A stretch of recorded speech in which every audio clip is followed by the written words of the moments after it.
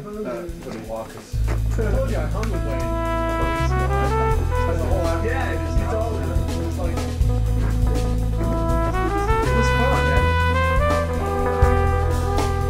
Alexandre is probably one of the greater film composers of all time. Okay. He wrote many big scores to the 40s and the 50s and the 60s. And this is one of his most famous.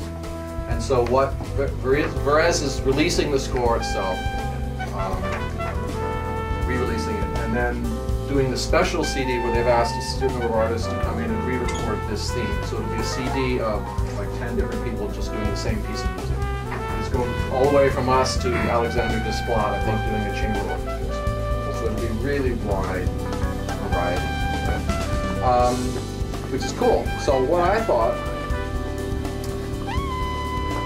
I've sort of rearranged it and reharmonized it a bit. And although the chords are sort of in the jazz world that we speak, I want to make sure, Tommy, that we don't get into like the real sort of jazz thing. For instance, there's a very famous Bill Evans version of this, right? Right. So it has a jazz tradition, this song, right? What I want to do is sort of create a new, as if it's done by a band that you know, hasn't existed before now, which is us, right? Right. So we have to really take that point of view that we're doing it in a different way. That's why I asked, for instance, at certain points it says the bass is going to go into this big deep fuzz, right?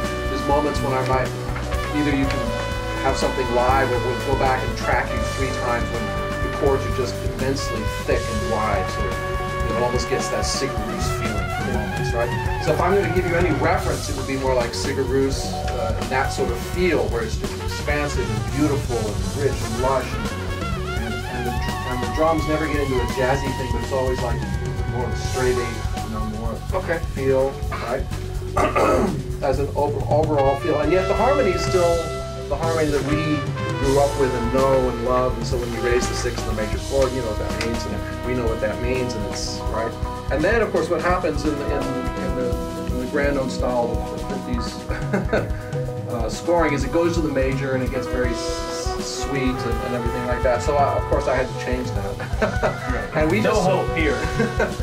We just sort of stay on that E major with the +6, and I play the melody, but it's all just that, you know, the spaciousness of that rather complex, you know, ambiguous harmony, right? Until we hit, you know, that again, the sort of ambiguity of the G sharp, E over G sharp to G sharp minor, which then will sort of release into.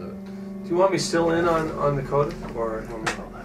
You know, I think we'll just have to play it by ear. It's not time. At that time, it's not. Yeah. We've dropped the fast 6. You know, it's more just. It's just. Yeah. If something is evolved that has a pulse to it, great. If it's more rubato-ish, great. Okay, cool. I'm not over-arranging this thing. Yeah. We do that very well. Just, you know, different passes can be completely different ways. Right. But those are just some of the things that I think if we use as buoys, we'll mark our way in through it. So we'll just have to play it by ear.